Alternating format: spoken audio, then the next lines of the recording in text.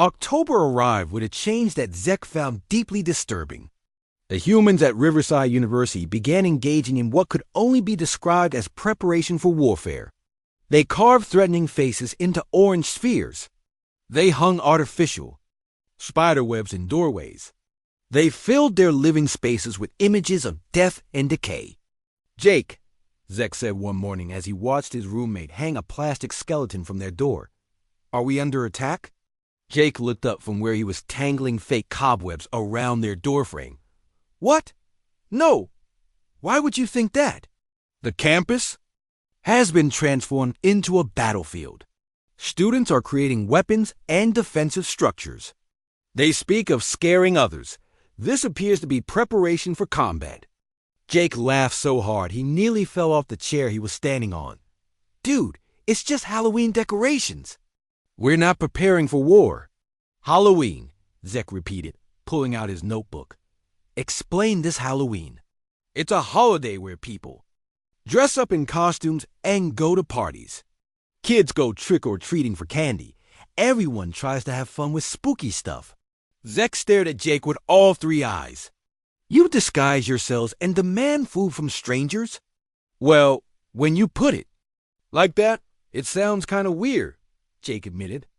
"But it's tradition. It's fun." "Fun," Zek wrote down. "Humans engage in deception exercises disguised as entertainment. They reward successful infiltration with high-energy nutrients." He paused. "This is brilliant." "It's really not that complicated," Jake said. But Zek was already deep in thought. He had been struggling to understand human military tactics for weeks. Now it was becoming clear. Halloween was obviously an annual training exercise where humans practice infiltration, deception, and resource acquisition. The fact that they called it fun was clearly a psychological conditioning technique to ensure enthusiastic participation. Over the next few days, Zek observed the Halloween preparations with the intensity of a military strategist. Students spent hours planning their costumes, which were obviously covers for their infiltration identities. They discussed which parties to attend, clearly mapping out target locations. They talked about scaring people, which was obviously psychological warfare training. Lisa found him in the library one afternoon, surrounded by books about Halloween traditions and human psychology. "Researching Halloween?" she asked, sitting down across from him. "I am conducting tactical analysis of human celebration warfare," Zek replied seriously. "Your species has developed a sophisticated annual exercise that combines deception training, resource acquisition, and psychological conditioning." Lisa blinked. "You think Halloween is military training?" "Obviously. Children are sent out in small units to practice infiltration techniques while adults supervise from concealed positions. Successful deception is rewarded with energy-rich supplies. The entire operation is disguised as entertainment to ensure maximum participation." "Zek," Lisa said gently, "it's really just people having fun. There's no military purpose."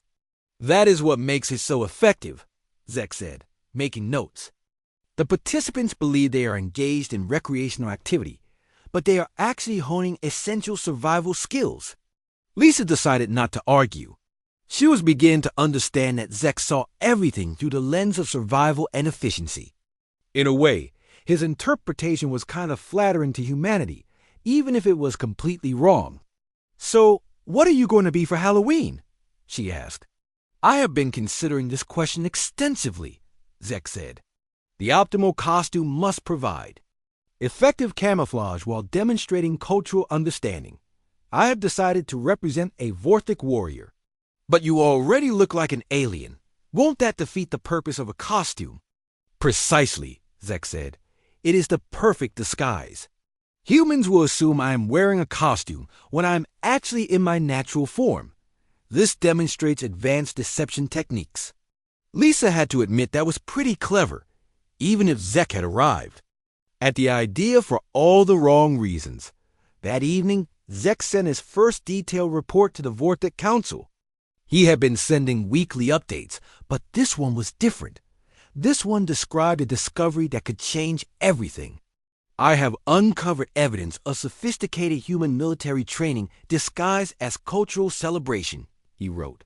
The exercise known as Halloween represents a species-wide deception drill conducted annually to maintain infiltration readiness. Human children begin this training at an early age, learning to assume false identities and extract resources from target populations. Adult humans supervise and evaluate performance while maintaining the illusion that this is recreational activity. He continued for several pages, describing Halloween parties as tactical briefings, costume planning as identity construction workshops, and trick-or-treating as field exercises in resource acquisition. He recommended that the Vorthic military implement similar training programs immediately. On Halloween night, Zek prepared for what he believed would be his first human military exercise. He dressed in his ceremonial Vorthic armor, complete with the traditional weapon harness and battle markings. To him, it wasn't a costume at all. It was his actual ceremonial attire, which made it the perfect disguise. Jake took one look at him and whistled. Wow, that's an amazing costume. You look like a real alien warrior. Thank you, Zek replied. I have prepared extensively for this infiltration exercise. They walked across campus together, Jake in a vampire costume that he had thrown together at the last minute. Zek carried a small bag for collecting tactical supplies and a notebook for recording observations of human deception techniques. The first party they attended was in the student center. Zek was amazed by the variety of human disguises. Some students had transformed themselves into creatures from human mythology. Others had adopted the appearance of historical figures or fictional characters. A few had even dressed as aliens, though their attempts were laughably inaccurate. This is remarkable, Zek said, watching a student dressed as a zombie stumble past. That human has disguised themselves as a reanimated corpse. The attention to detail is impressive. It's just makeup and torn clothes, Jake said. Want some punch? I must remain alert during this exercise, Zek replied. But I will observe other participants' consumption of potentially mind-altering substances. A group of students approached them, drawn by Zek's elaborate costume. They wanted to know how he had achieved such a realistic alien appearance. Zek took their questions seriously, believing they were seeking to improve their own deception capabilities. The key to effective disguise is authenticity, he explained. You must fully embody the character you are portraying. Study their movements, their speech patterns, their cultural behaviors. Dude, you're really into this, one student said. Are you a theater major? I am studying human tactical systems, Zek replied. Your species has developed remarkably sophisticated training protocols. The students laughed and moved on, but Zek noticed they were taking notes about his costume advice. Clearly, they recognized his expertise in infiltration techniques. As the evening progressed, Zek observed what he believed to be advanced psychological warfare training. Students would jump out at others, attempting to provoke fear responses. They told stories designed to create anxiety and unease. They watched films that depicted various forms of combat and survival scenarios. This is comprehensive conditioning, Zek noted. Humans are training themselves to remain functional under stress while simultaneously learning to induce stress responses in others. It's just scary movies and jump scares, Jake said. People like being scared when they know they're safe. Exactly, Zek agreed. Controlled exposure to stress stimuli to build psychological resilience. Your species is more advanced than I initially calculated. The real test came when they went trick-or-treating with Lisa and some of her friends. Zek had insisted on participating to observe the resource acquisition protocols firsthand. He watched as children approached houses, delivered ritualistic phrases, and received food rewards. The verbal component is crucial, Zek observed. The phrase trick or treat establishes the encounter as a training exercise while implying consequences for non-compliance. It's just a polite way to ask for candy, Lisa said. Politeness is a form of social manipulation, Zek replied. These children are learning to extract resources through a combination of charm and implied threat. The costumes serve to disarm potential resistance, while the group dynamic provides security. When they reached their first house, Zek stepped forward with confidence. An elderly woman opened the door, took one look at him, and screamed. She slammed the door shut and turned off all the lights. What did I do wrong?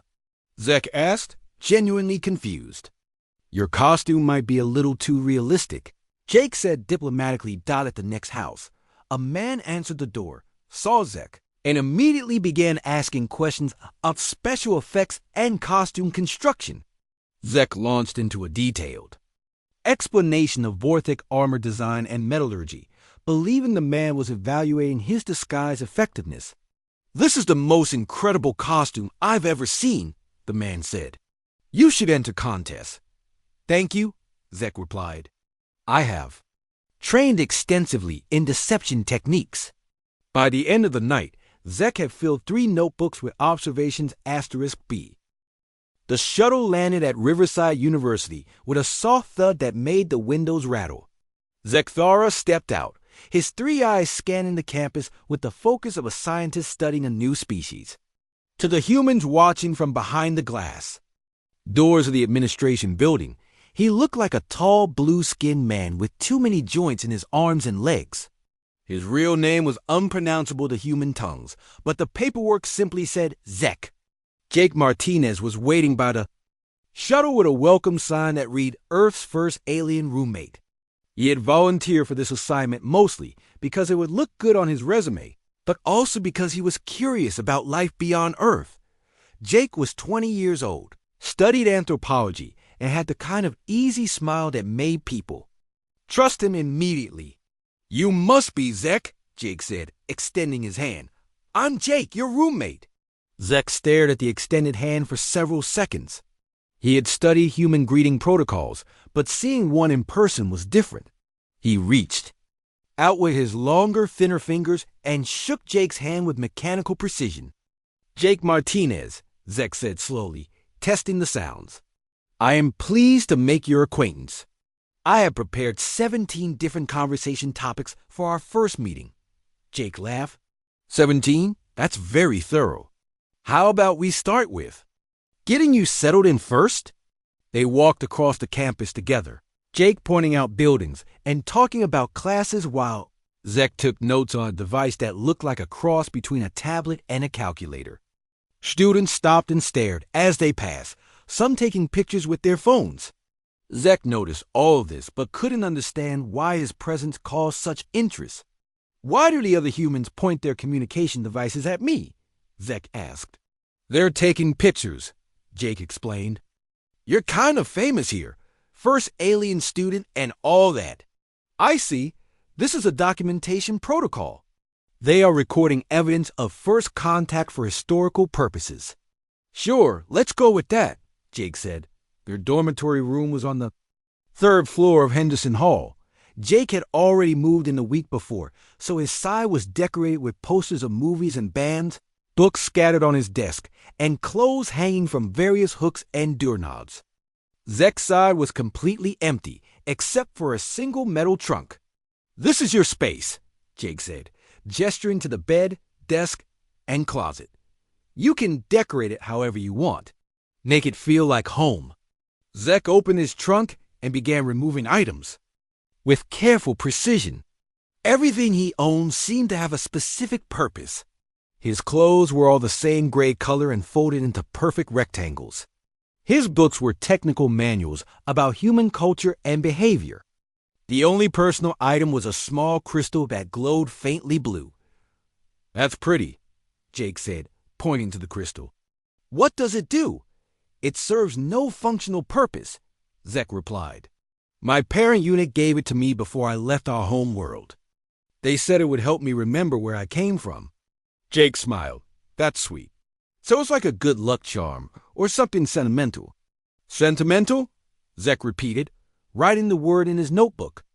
Emotional attachment to objects with no practical value. This is a common human trait. Yes? Very common, Jake confirmed. Most of the stuff in here is sentimental to me in some way.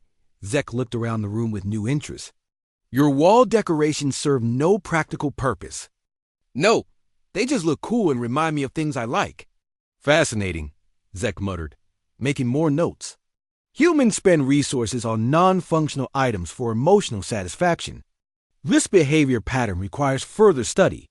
Over the next few days, Zek observed everything with scientific curiosity. He watched Jake wake up at different times each day and asked why humans didn't maintain consistent sleep schedules. He was confused by Jake's habit of drinking coffee, which seemed to make him more alert but also more jittery. He couldn't understand why students gathered in groups to talk about subjects that weren't related to their studies. Your species appears to waste significant amounts of energy on inefficient activities, Zek observed one morning as Jake stumbled around looking for his other shoe. Welcome to being human, Jake said. We're not exactly built for efficiency, but how did you survive as a species? How did you develop space travel and advanced technology? Jake shrugged. I guess we figured it out along the way. We're pretty good at adapting. Zek found this answer unsatisfying. He had been sent to Earth to study human engineering and technology, but the more he observed, the more he became interested in human behavior. His people, the Vorthik, valued logic and efficiency above all else. They planned their days down to the minute and considered any activity that didn't serve a clear purpose to be wasteful. The first time Jake mentioned the weekend, Zek was completely lost. What occurs during this weekend period? He asked. Nothing special, Jake said. We just relax, hang out with friends, maybe go to parties. It's a break from school and work. A break? You deliberately cease productive activities? Yeah, everyone needs time to recharge. Work all the time and you'll burn out. Zek wrote this down as if it were a scientific discovery. Humans require periodic non-productive time to maintain optimal function. This is a fascinating adaptation. It's not really an adaptation, Jake said. It's just what we like to do. Like, Zek repeated, personal preference based on emotional satisfaction rather than logical necessity. Exactly. That weekend, Jake invited Zek to a party in one of the other dorms. Zek had never seen anything like it. Students were gathered in groups, talking loudly over music, consuming beverages that seemed to impair their judgment, and engaging in activities that served no obvious purpose. Some were playing games that involved throwing balls into cups. Others were dancing, which appeared to be rhythmic movement with no practical application. This is your weekend activity, Zek asked, raising his voice over the music. This is a party, Jake shouted back. We're having fun. Fun, Zek wrote in his notebook. Group activity involving music, beverages, and purposeless movement. Participants appear to enjoy the experience despite lack of productive outcome. A girl named Lisa approached them. She was studying chemistry and had heard about the alien student. She was curious and friendly, not intimidated by Zek's unusual appearance. You're the exchange student from space, right? She asked. I am Zek Thara, of the Vorthik Collective, he replied formally. I am here to study human culture and technology. Cool. What do you think of Earth so far? Zek considered this question seriously. Your species displays highly illogical behavior patterns. You waste resources on non-functional activities. You maintain inconsistent schedules. You consume substances that impair your cognitive abilities. Yet somehow you have achieved remarkable technological advancement. Lisa laughed. That's a pretty accurate description of humanity. We're a walking contradiction. I do not understand how you function as a society, Zek admitted. Maybe that's because you're thinking about it wrong, Lisa suggested. We don't do things just because they're logical. We do them because they make us happy, or because they help us connect with other people, or just because they're interesting. Happiness, Zek wrote down. A positive emotional state that humans actively seek despite lack of survival benefit. When you put it like that, it sounds kind of silly, Lisa said. On the contrary, Zek replied, it is the most fascinating aspect of human behavior I have observed. My people abandoned such concepts long ago in favor of pure efficiency. We consider emotions to be evolutionary weaknesses. Jake joined their conversation, bringing cups of punch. But you have that crystal from your parent, right? That's emotional. Zek paused. That is different. That serves a practical purpose of maintaining psychological stability during my mission. If you say so, Jake said with a smile as the evening continued. Zek observed more human behavior that puzzled him. Students would sometimes stop conversations to take pictures together, preserving moments that had no lasting significance. They would laugh at jokes that weren't particularly clever. They would sing along to music even when they didn't know all the words. But the most confusing thing happened when Jake mentioned something called Halloween. It's coming up next month. Jake said, you'll love it. Everyone dresses up in costumes and goes to parties. Costumes, Zek repeated. Humans disguise themselves. Yeah, you can be anything you want. A superhero, a monster, a historical figure, whatever. This is a deception exercise? Not exactly. It's just for fun, and you get candy. Candy, high energy. Sugar compounds distributed as rewards for successful deception. Sure, let's go with that, Jake said, exchanging a look with Lisa. That night, Zek sat at his desk writing his first report to the Vorthic Council. He had been expected to send regular updates on human technology and efficiency methods. Instead, he found himself writing about something much more interesting. Human society appears to be built around periodic celebration events, he wrote. These holidays seem to serve important cultural functions that I do not yet understand. Further, investigation required. He looked across the room at Jake, who was already asleep despite the illogical hour of 11:30 p.m. Tomorrow, Zek decided, he would begin a systematic study of human celebration protocols. If he was going to understand this species, he needed to understand what they called fun. Alex Carter woke up in his quarters on the alien station feeling like he hadn't slept at all. The conversation with Ambassador Zethar and the other delegates had kept him awake most of the night.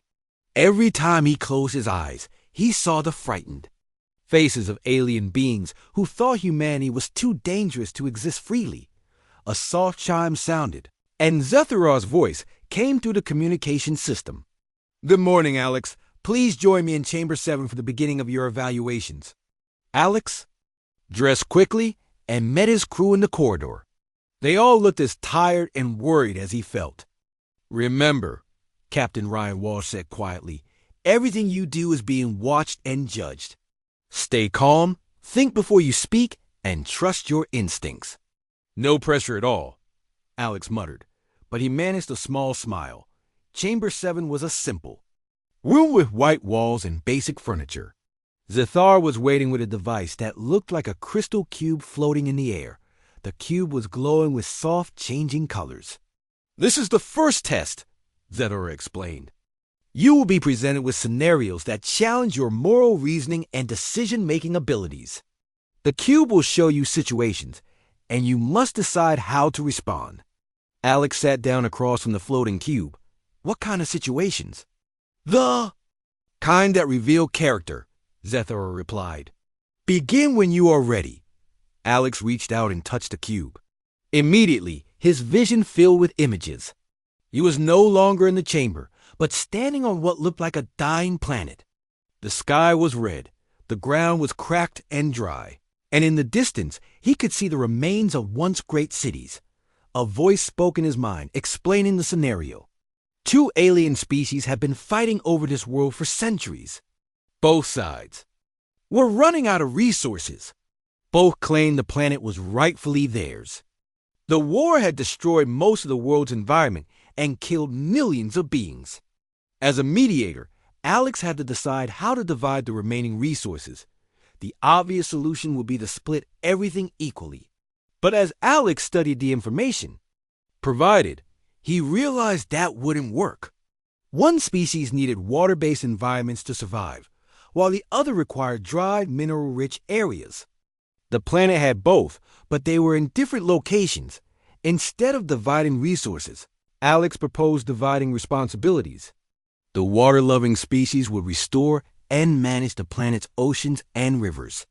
The mineral-dependent species would rebuild the cities and manage the planet's technology. Both groups would share the restored world, each contributing their strengths to heal what the war had broken. The vision faded, and Alex found himself back in the chamber. Zethar was studying readings from the crystal cube. "Interesting," the alien ambassador said. "Most species focus on division and separation. You chose integration and cooperation." "It seemed logical," Alex replied. "Why fight over a broken world when you could work together to fix it?" The next scenario appeared. Immediately. This time, Alex was on a space station where a plague was spreading rapidly. There was only enough medicine to save half the population. He had to choose who would live and who would die. Alex studied the situation carefully. The plague was caused by contaminated water in the station's recycling system. Instead of choosing who would get the medicine, Alex focused on stopping the source. He proposed using the medicine to save the engineers and doctors who could fix the water system and develop more medicine. By solving the root problem, everyone could eventually be saved. Again, you refuse to accept the limitations of the scenario, Zethar observed. You looked for a third option. There's usually a third option, Alex said. You just have to be willing to look for it. The test continued throughout the day. Alex was presented with resource shortages, territorial disputes, and ethical dilemmas. Each time, he tried to find solutions that didn't require choosing sides or accepting losses. When two species needed the same rare mineral, he suggested they work together to find new sources. When a planet faced overpopulation, he proposed expansion to nearby worlds rather than population controls. During a break, Dr. Laura Kim approached Alex in the corridor. "How do you think you're doing?" "I don't know," Alex admitted. "I keep feeling like I'm missing something important." The alien seemed surprised by my answers, but I can't tell if that's good or bad. "I've been monitoring their communications," Dr. Kim said quietly. "There's a lot of debate happening. Some delegates think your solutions are brilliant. Others think they prove humanity is too naive to understand real consequences. What do you think?" Dr. Kim smiled. "I think you're being exactly who you are. And maybe that's what they need to see." The afternoon brought more complex scenarios. Alex was shown a galaxy where an ancient empire was dying, leaving behind powerful weapons that could destroy entire star systems. Young species were fighting over these weapons, threatening to start a war that would devastate countless worlds. The expected answer was probably to have the weapons destroyed or locked away, but Alex had a different idea. He proposed that the weapons be converted into tools for terraforming and construction. The destructive energy could be redirected to create new worlds and habitats. The young species could compete not for weapons, but for the right to use these tools to build something better.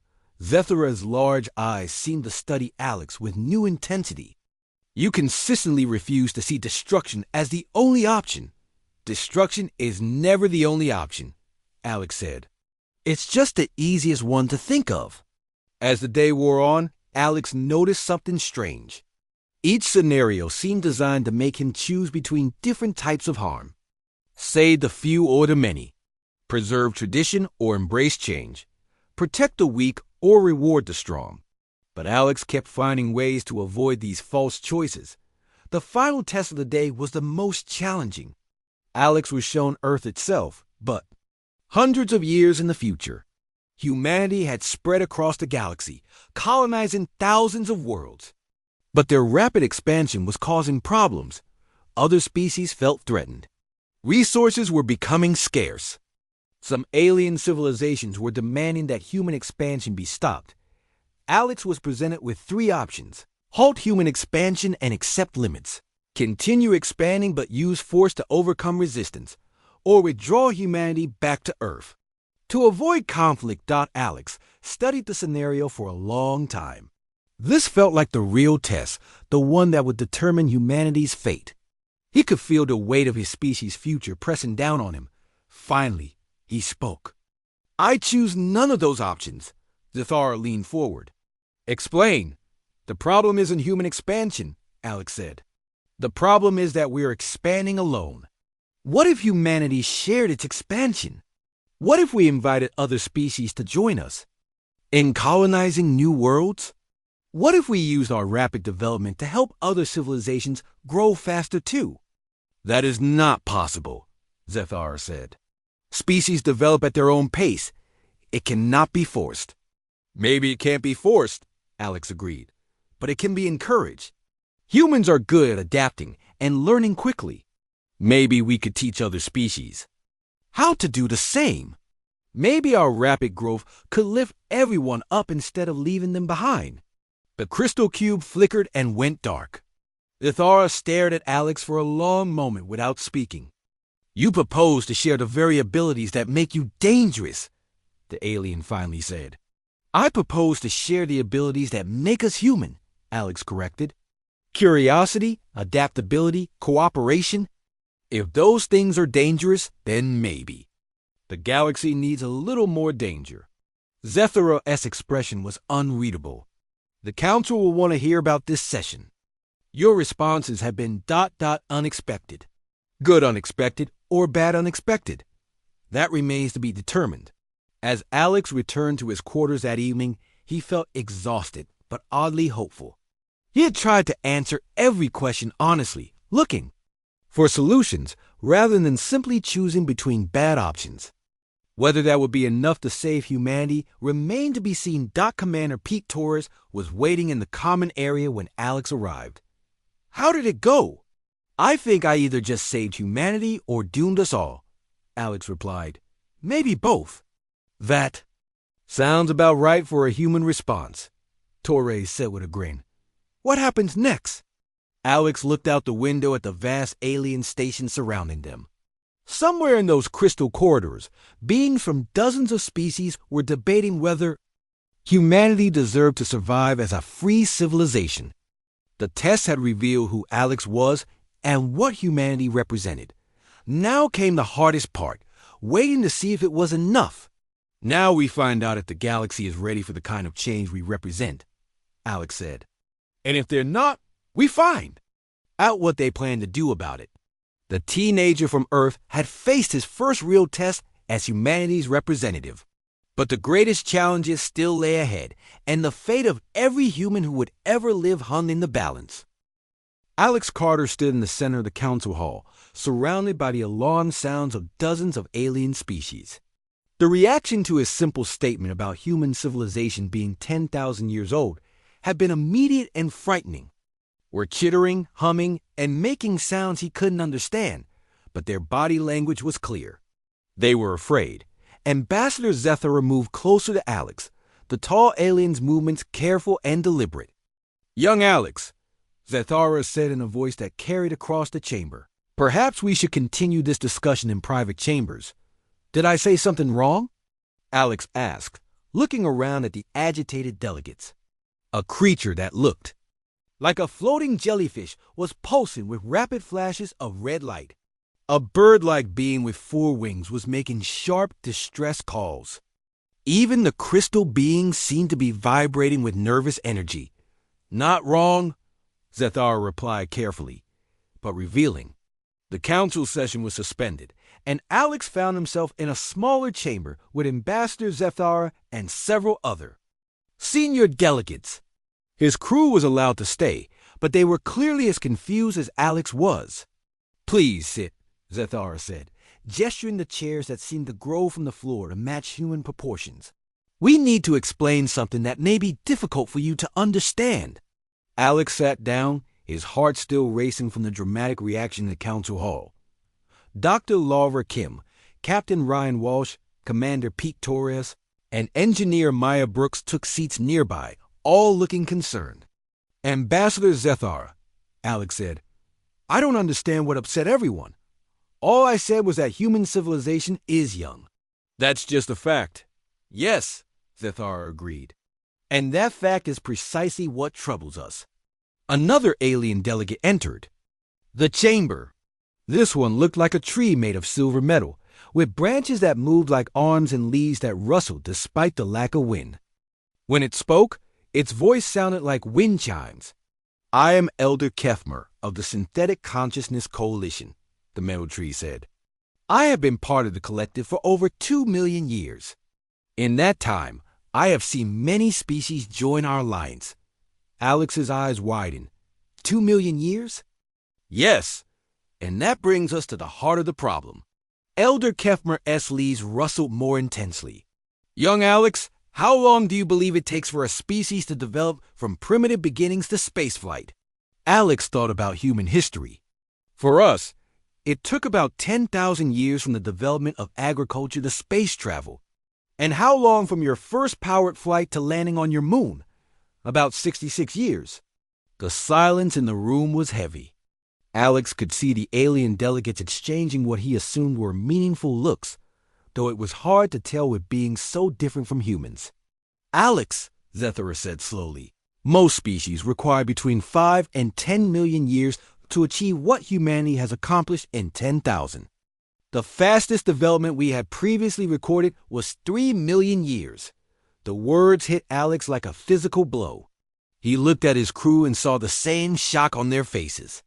"That's impossible," Dr. Kim said. "Evolution doesn't work that slowly. Intelligence should develop faster than that." "For most species, it does not," Elder Kefmer replied. "Intelligence is common in the universe, but rapid technological development is extraordinarily rare. Most species spend millions of years learning to work together, to overcome aggression, to develop the social structures necessary for advance." Civilization. Commander Torres leaned forward. "Are you saying humans develop too fast?" "Not too fast," Zethar corrected. "Impossibly fast. By all known patterns of civilization development, humanity should not exist." Alex felt dizzy. "What? Do you mean we shouldn't exist?" Zethmar's metallic branches moved in what might have been a shrug. "A species that develops technology as rapidly as humans typically destroys itself within a few centuries. War, environmental collapse, resource depletion. The speed of development outpaces the wisdom needed to manage it. But we didn't destroy ourselves," Alex said. "No, you did not. And that is what frightens us." Ambassador Zethar moved closer, towering over Alex, but somehow managing to seem gentle. "Young Alex, in the past 1,000 years, your species has gone from simple farming to splitting the atom. You have gone from sailing ships to spacecraft. You have developed computers, genetic engineering, and artificial intelligence. You have created art, music, and literature that spans your entire planet." "Those sound like good things," Maya said.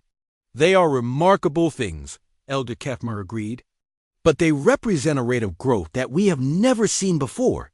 Most species take millions of years to learn the wisdom necessary to handle such power. Humans have done it in centuries." Alex was beginning to understand. "You're afraid we'll outgrow you."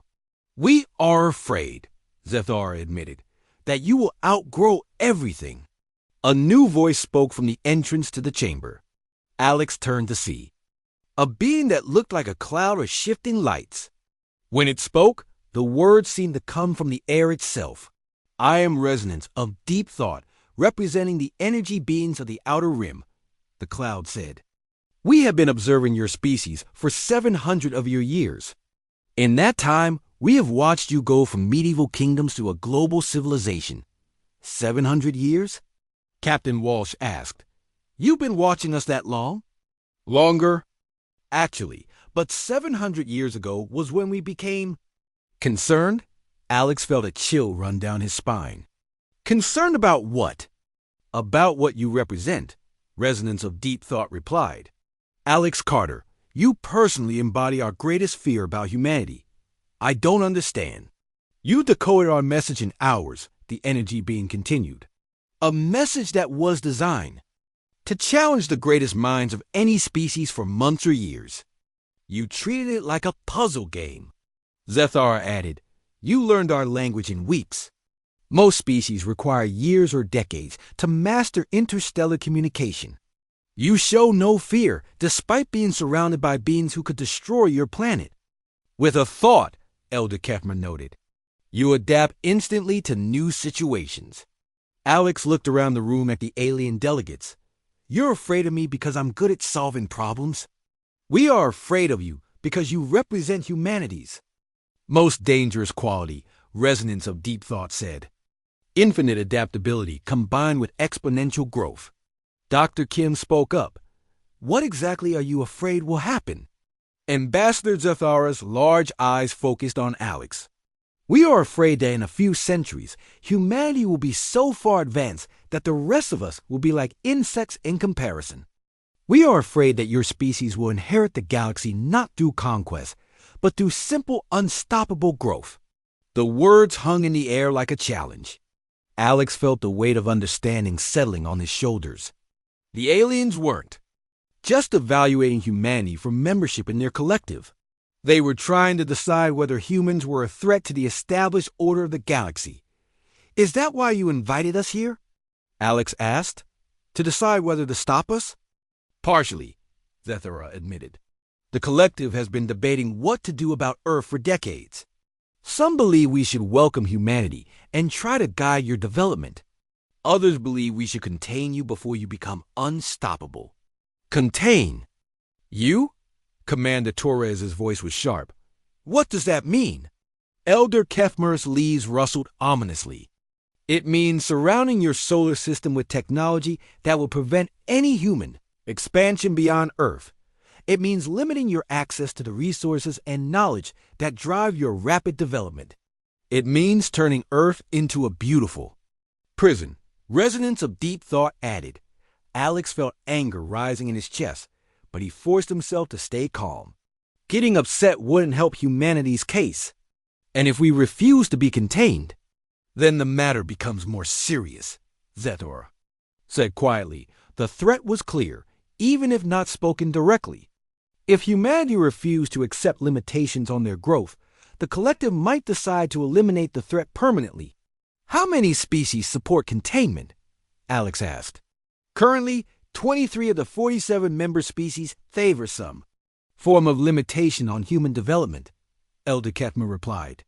12 favor immediate action to prevent human expansion beyond your current solar system. And the others? They are undecided, Zethara said. That is why you are here, Alex. Your words and actions will influence their decision. Alex looked at his crew. Captain Walsh looked grim. Commander Torres appeared ready for a fight. Dr. Kim seemed fascinated despite the danger, and Maya looked thoughtful. What kind of test are you planning to give us? Alex asked. Tests, Zethar corrected. Multiple evaluations designed to understand humanity's true nature. We need to know if your rapid development comes with wisdom, or if you are simply a need to know if your rapid development comes with wisdom, or if you are simply a brilliant species racing towards self-destruction. And if we fail these tests, then the collective will vote on humanity's future, Resonance of Deep Thought said. And given the current sentiment, that vote may not go in your favor. Alex stood up, feeling older than his 16 years. When do these tests begin? They already have, Zethara said. Everything you do here is being evaluated. Every word you speak, every decision you make, every problem you solve or fail to solve. Alex realized that his mission had just become infinitely more complex. He wasn't just representing humanity in first contact. He was fighting for Earth's right to exist as a free asterisk. Alex Carter pressed his face against the small window of the horizon and gasped. The Andromedan station was nothing like anything he had imagined. It hung in space like a giant crystal, its surface reflecting the light of distant stars. The structure was massive, easily the size of Earth's moon, with spires and towers that seemed to twist and flow like frozen water. My God, whispered Dr. Laura Kim, who was standing beside him. It's beautiful. Captain Ryan Walsh spoke from the pilot's seat. Long-range scanners show it's inhabited by millions of beings. The energy readings are off the charts. Alex felt his heart racing. After 3 weeks of travel through the quantum tunnel, they had finally reached their destination. In a few hours, he would meet alien beings face to face. The thought both thrilled and terrified him. "Incoming transmission," announced Engineer Maya Brooks from her station. "It's in the same language pattern as the original message." Alex had been practicing the alien language during the journey, but hearing it spoken was different from reading it. The sounds were musical, like a combination of singing and mathematical equations. Somehow, his brain was able to understand the meaning. "Welcome, young emissary of Earth," the voice said. "I am Ambassador Zethara of the Andromedan Collective. We have been expecting you." Alex moved to the communication console, his hands shaking slightly. This was it. Humanity's first conversation with an alien being. "Hello, Ambassador Zethara," Alex replied, speaking slowly and carefully. "I am Alex Carter, representing the people of Earth. We are honored to meet you." "Your arrival brings great interest to our station," Zethar responded. "Many species wish to observe the newest candidates for membership in the collective. Please follow the guidance beacons to Docking Bay 7. The ship moved slowly toward the station. As they got closer, Alex could see that the crystal structure was actually made up of countless smaller buildings and chambers. Lights moved along the surface like veins carrying blood through a body. Strange ships of various shapes and sizes moved in and out of docking bays. "Look at those vessels, Commander," Pete Torres said, pointing to a group of ships near the station. "I've never seen designs like that. They don't look like they were built by the same species." "That's because they weren't," Dr. Kim said, checking her instruments. "I'm detecting at least 20 different types of metal alloys and energy signatures. Each ship probably represents a different alien race." Alex swallowed hard. He had known that the collective included 47 different species, but seeing proof of it was overwhelming. How could he possibly represent humanity so many different kinds of beings? The docking procedure was surprisingly smooth. The station's technology guided the horizon into a perfectly sized bay, and Alex felt artificial gravity take hold as they landed. Through the windows, he could see a group of figures waiting for them. "Well, Alex," Captain Walsh said, "this is your moment. Remember, you're speaking for all of humanity now." Alex nodded and checked his appearance one last time. He was wearing a simple blue jumpsuit with the Earth flag on the shoulder. It seemed ridiculously plain compared to the grandeur of the alien station, but Dr. Blake had insisted on keeping things simple. The airlock opened with a soft hiss. Alex stepped out first, followed by his crew. The air smelled different, like ozone and flowers mixed together. The gravity felt normal, which was a relief. Ambassador Zethar was waiting for them. Alex's first impression was of something that looked like a cross between a praying mantis and a tree. Zethar was tall, easily 8 feet, with long limbs, and a body covered in what looked like bark. But the most striking feature was the eyes, which were large and seemed to hold ancient wisdom. "Welcome to Central Station," Zethar said, extending what Alex assumed was a greeting gesture. "I trust your journey was comfortable." "Yes, thank you," Alex replied, trying to keep his voice steady. "Your technology made the trip much easier than we expected." "Good. Come, there is much to see and many beings eager to meet you." As they walked through the station, Alex tried to take in everything at once.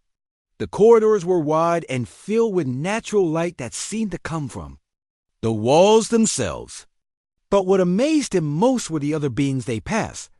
There were creatures that looked like walking crystals, their bodies refracting light in rainbow patterns. Others resembled large birds with 4 wings and feathers that changed color as they moved. Alex saw beings that looked like living clouds, floating just above the ground, and others that seemed to be made of pure energy. But the strangest thing was how they all reacted to Alex and his crew. Conversation stopped when they appeared. Beings turned to stare, then quickly looked away. Some moved to the sides of the corridor, as if they were afraid to get too close.